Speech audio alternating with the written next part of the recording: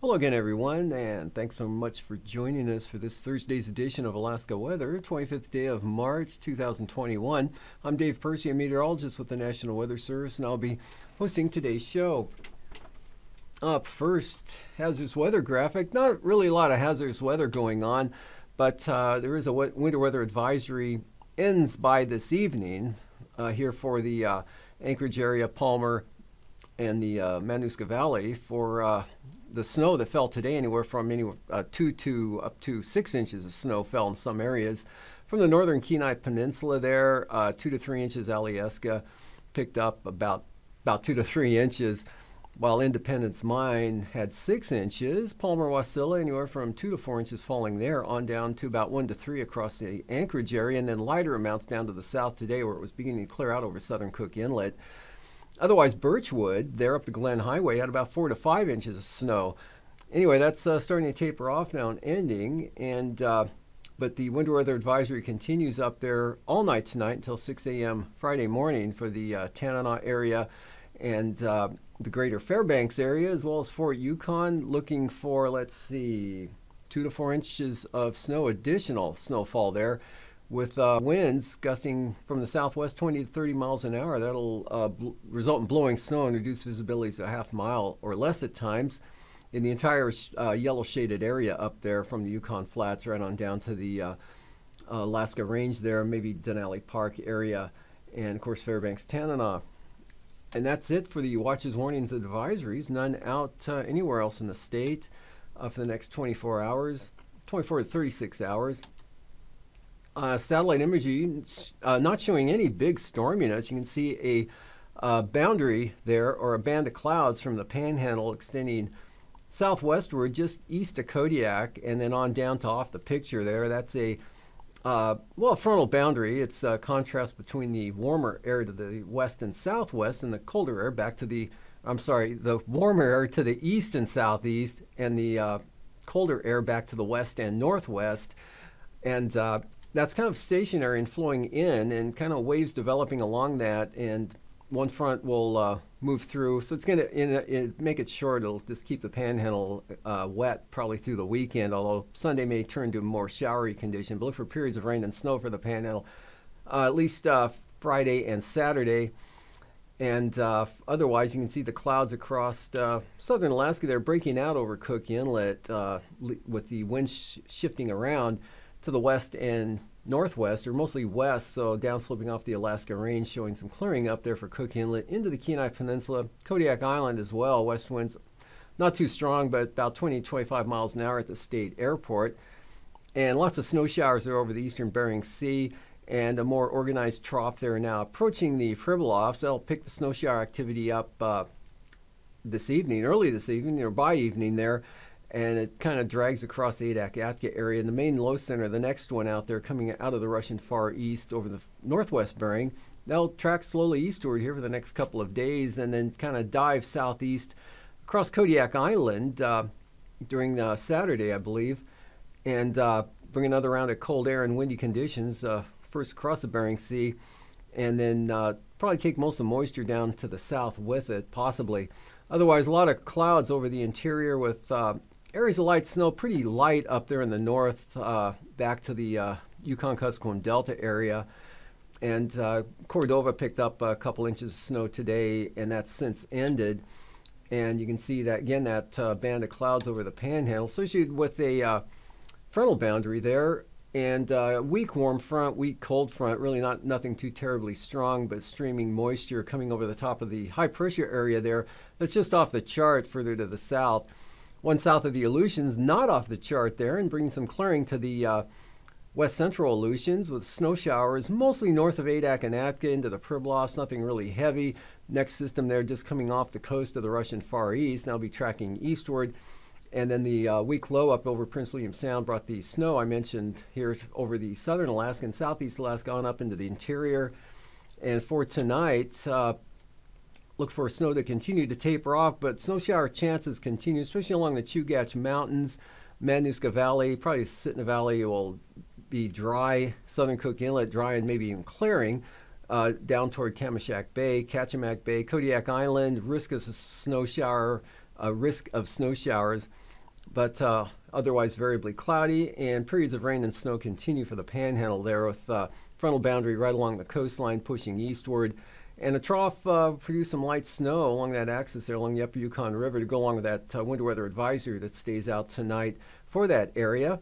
And then for Friday, that low continues to track eastward across the northern Bering Sea, pulling pretty cold air down once again on the west side of that into St. Matthew Island tomorrow. And then snow showers for the Pribilof with another trough swinging eastward across that area. Maybe a little bit drier, risk of some snow showers for the Bristol Bay area in the southwest coast. Look for some snow showers, mostly on the Bering Sea side of the peninsula, to mostly cloudy to or sunny on the south side, the lee side. Kodiak Island, still a risk of a snow shower there on the southwest part of the island, but that wind flow really not conducive to any precipitation, but it is conducive to sunshine, which will probably be seen there at the state airport right up into the Kenai Peninsula, Cook Inlet, maybe even the Matanuska Valley, with snow showers more off to the east tomorrow afternoon of the central eastern Copper River Basin. Periods of rain and snow for the Panhandle, rain outer coastline lower elevations with snow at the higher elevations, and snow showers up over the northeast interior but dry to the west. Moving on to the outlook for, or first you can see the next storm there out to the west, starting to bring some moisture into the far western Aleutians, and that looks much more impressive on the Saturday chart here. 971 millibar low pushing northeastward there. We're moving to about the Komodorskis with a pretty active front bringing close to storm force winds, maybe a narrow band of storm force winds in advance of the frontal boundary there. Right now carrying high-end gales for the western Aleutians for Saturday and Saturday afternoon, about 45 knots with gales into Adak as well.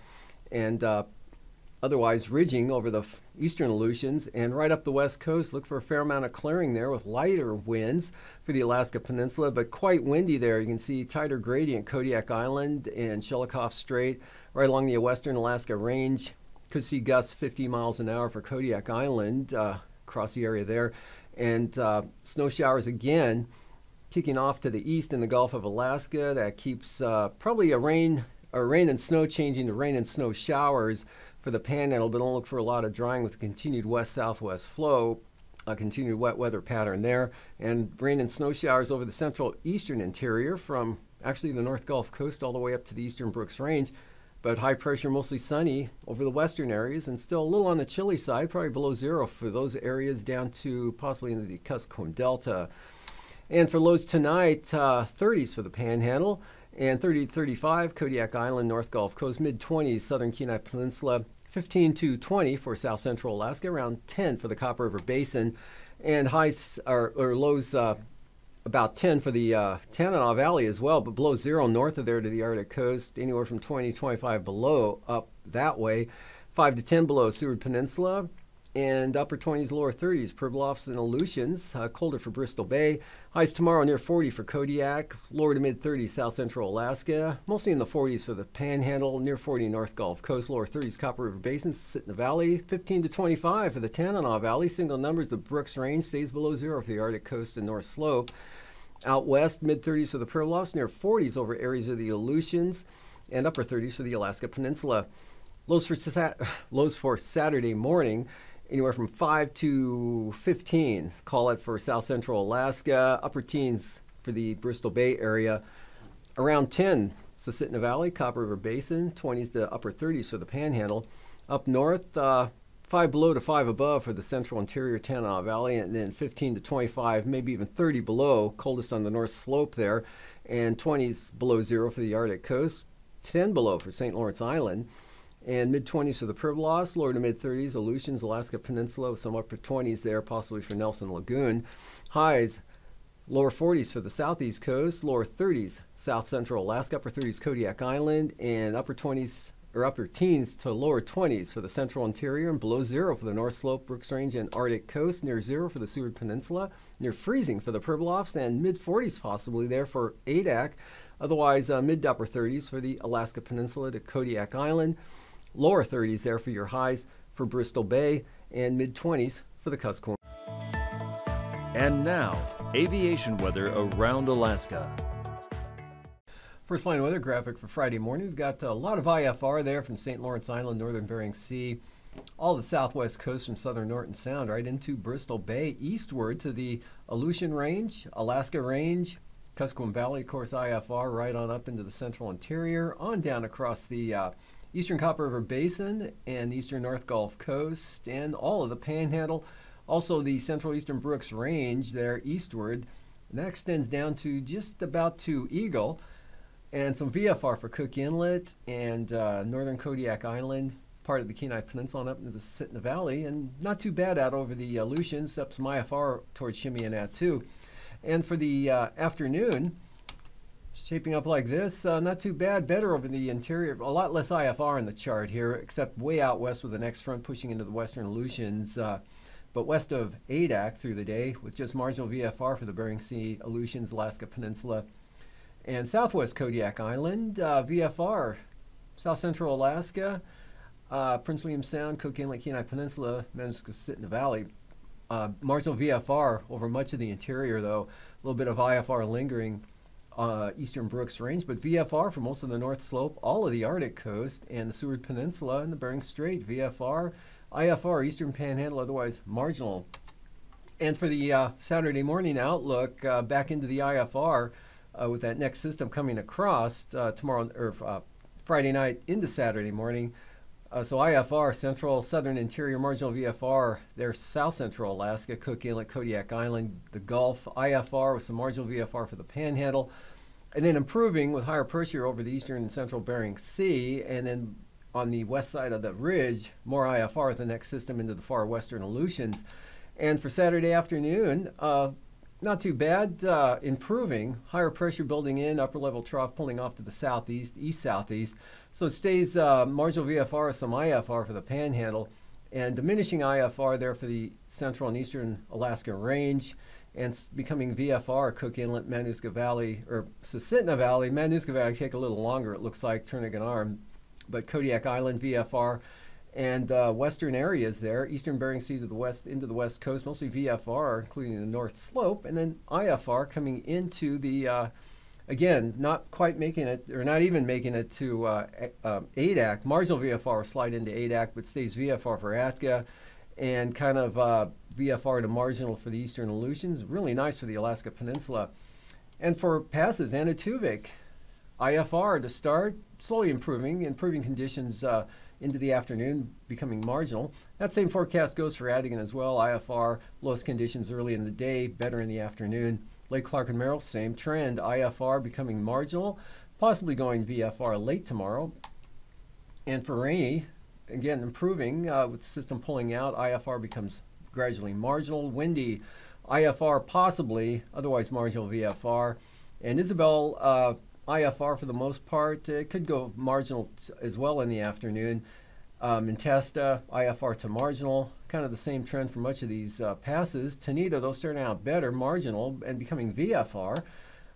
Portage, same thing. Portage possibly could be VFR the entire day, but I'll start out with some marginal stuff early on. But really nice day for Portage Pass, but Chilcoot and White, IFR. Freezing levels at the surface just north of the Pribilofs, and then right up Shelikof Strait, North Gulf Coast, in across the Panhandle, 2,000 feet Prince of Wales Island, but just south of the western Aleutians. Icing, batch moving through the Panhandle, not too serious, light to isolated moderate rime icing, some mixed icing along the southwest coast, and a little bit inland.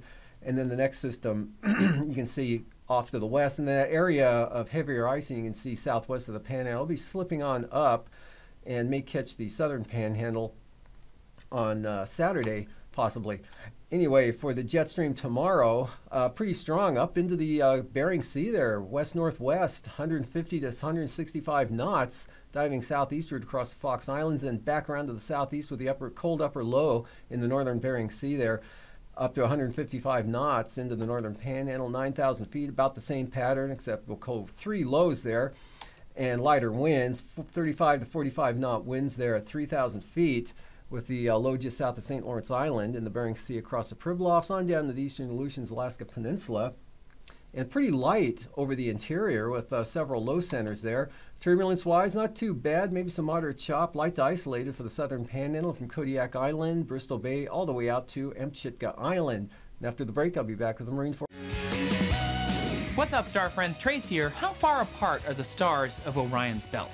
The sky is always moving, so astronomers need a way to measure distances in the sky, and for that they use degrees. But let me explain. Go outside and imagine you're standing sideways. If you look at the horizon, that is 0. Then straight up, that is 90. 360 degrees of sky exist all around you, and this is how astronomers divide the sky. If you stick out your arm, your pinky is about 1 degree. 3 fingers is 5. A fist is 10, and a Hawaiian shaka is 25. So let's try it together. Hit the skies at 9 p.m. this week and look southwest. You'll see Orion's belt stars are almost 3 degrees across. From Betelgeuse in Orion, you can hop to Procyon and Canis Minor with one 25-degree shaka, and then to Cancer with a 10-degree hand width. Easy. Try out your new skills and keep looking up.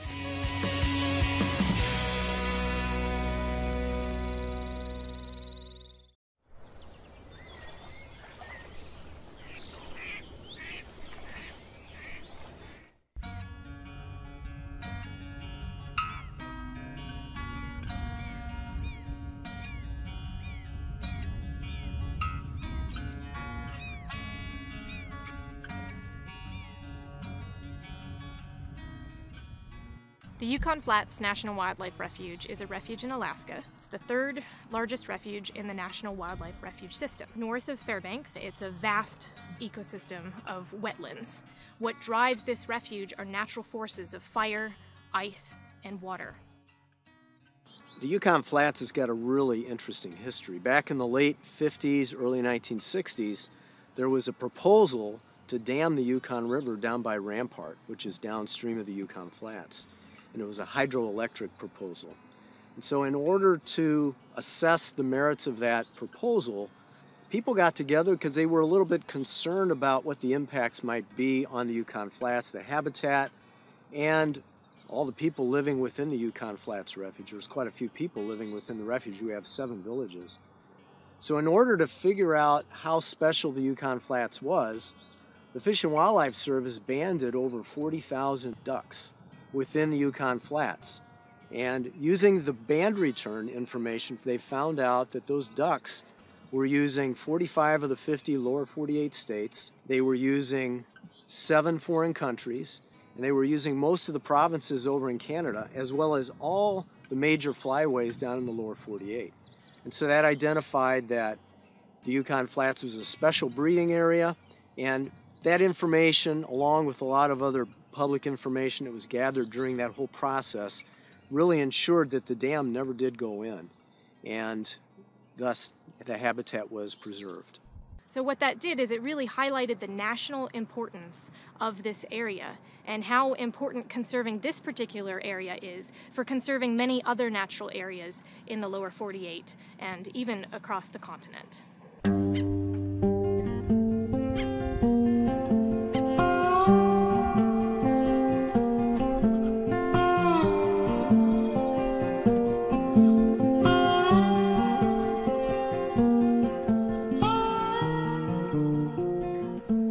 To protect the Yukon Flats Refuge because we have responsibility towards our future generations to leave land protected in the state that it is now. The Yukon Flats is a wild place. The ecosystem is intact and functioning, and you can't find that very many places in the rest of the U.S.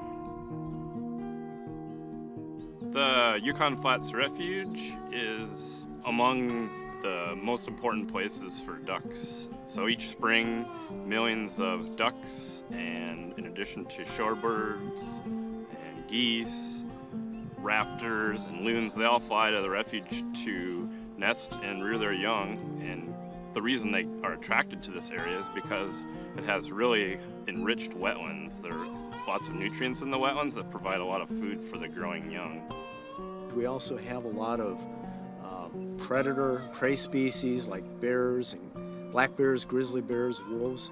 We also have a lot of moose and fur bearers that use the refuge. So overall, there's just a great diversity of both upland, lowland, and migratory bird species that use the refuge. Most people know the flats as a duck nursery, and that was one of the main purposes that was designed for, but a lot of recent research over the last decade has really illustrated how important it is to a variety of native endemic fish species for subsistence and recreational and commercial fisheries throughout the entire Yukon River Basin and out to supporting commercial fisheries out to the Bering Sea as well. So it supports a variety of different whitefish and salmon species, the northern pike, a little bit of everything that people rely on as cultural identities, but also for subsistence resources and where people go to recreate and enjoy being outside.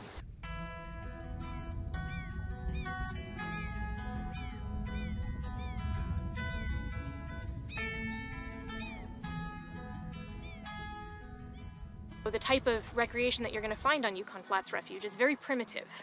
And what that often does is it gives people a complete break from some of the stresses of today's world. There are no cell phone towers out there. There are no roads. There are no trails. So any type of recreation that people have is entirely natural.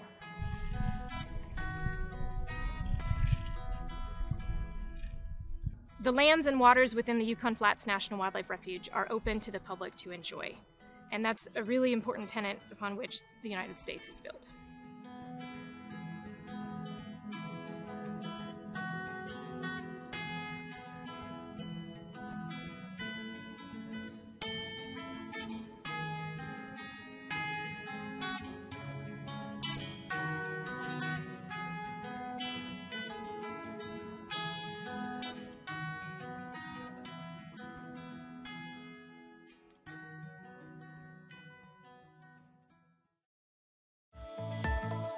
And now, marine weather around Alaska. Welcome back. Looking at the today's sea ice analysis. Not a lot different here from one day to the next or even 1 week to the next. Still the ice edge up there right either side. The heavier ice just along and north of St. Matthew Island and some thinner ice just to the south. And with continued westerly flow across the Bering over the next few days, not really looking for any big changes out there. And going on to coastal water forecasts, speaking of westerly flow, we've got west winds of 15 to 20 knots for the entire outer coastline of the Panhandle. Tomorrow, the seas running 7 to 8 feet. A little breezier for Lynn Canal, Glacier Bay, southeast 25 for small craft advisories with gale force gusts of 40 knots and 5-foot seas. Southeast 15, Stevens Passage, south winds 20 knots with 4-foot seas for Clarence Strait.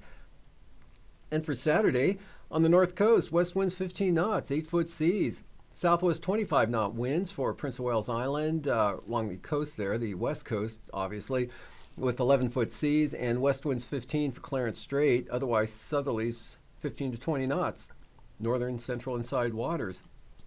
Prince William Sound, look for northwest wind tomorrow at 20 knots with 3-foot seas. Small craft advisories for the North Gulf Coast. For west and northwest winds, 25 knots, 7 to 8-foot seas. Northwest 30 knots for the Barren Islands and west 30 for Kamishak Bay with 12-foot seas. Under small craft advisory levels there for Southern Cook Inlet, west 24-foot seas and light breeze out of the north for Northern Cook Inlet. 15 knots out of the north on Saturday for Northern Cook Inlet, while areas to the south will see northwest winds at 20 knots. But good gales coming into Kamishak Bay. Northwest sustained 40 knots, Barren Islands gale warnings, northwest 35 knots, 25 knots out of the northwest, western North Gulf Coast. Over toward Middleton Island, there'll be northwest 20 knots, and that's a good forecast also for Prince William Sound. Northwest winds 20 knots, seas 4 feet. Kodiak Island, west winds 25 knots, seas 4 to 7 feet. Bristol Bay, west winds 25 knots with 4-foot seas. Bering Sea side of the Alaska Peninsula, west winds 25 knots, 8-foot seas. And Pacific side, west winds 20 knots with 8-foot seas. Outlook for Saturday, gale warnings come into the picture here. 35 to 40 knots out of the northwest for the Alaska Peninsula. And actually from Cape Sarichef all the way up to Sitkinak, look for northwest winds at 40 knots with 35-knot northwesterlies there along the east side of Kodiak. Definitely higher gusts. Shelikof Strait, Bristol Bay, northwest at 30. Fox Islands, on Alaska Island, west-northwest 20 at 25 knots tomorrow, otherwise west-southwest at 25 from Unmak Island, southwest 25 Adak and Atka, as well as Kiska, Shimia, Attu, and Amchitka, Kiska. Anyway, big news is the big storm coming in on Saturday for the western Bering, almost storm force winds. Right now 45 knots, looks like it'll cover it for the western Aleutians west of Adak, but gales will be coming into the central Aleutians as well, increasing from the south 35 to 40 knots in the afternoon. And small craft advisories for west winds at 30 knots on Alaska Island and south-southwest 30 knots for Unmak Island. Southwest coast, south of Nunivak Island, westerlies at 20 knots. West 30 knots, good small craft advisories for the Pribilofs with 12-foot seas. Minimum gale, St. Matthew Island, southwest 35. Northeast 20 there for St. Lawrence Island. Only 10 knots out of the northeast Norton Sound. Yukon Delta coast, southwest at 20. And for Saturday, Norton Sound, northwest 15. St. Lawrence Island, northwest 20 knots. Right on down along the Yukon Delta coast. South of Nunivak Island, northwest 25 knot winds for seas and ice-free waters at 4 feet. South 25 for the Pribilofs, and much stronger winds there, St. Matthew Island, east at 40. Beaufort Sea coast, pretty light tomorrow out of the north, much like today, 5 to 10 knots, maybe 15, but 5 to 10 covers it pretty good. But northeast 10 on the west side, 20 knots out of the north, Cape Beaufort to Cape Thompson, and then 15 knot winds from Cape Thompson to Wales. And for Saturday, you'll pick the winds up a little bit there from Wales to Cape Thompson, north 20 knots, and then 15 knots up to Cape Beaufort. Arctic coast, west side north at 10 and 5 to 10, or about 5 knots for the central coast, and then west-northwest at 10 for the eastern Beaufort Sea coast. For tonight, areas of snow and snow showers, lighter than what we probably saw today, but you still could pick up with the winter weather advisory going all night tonight for the Fairbanks area and upper Yukon Valley.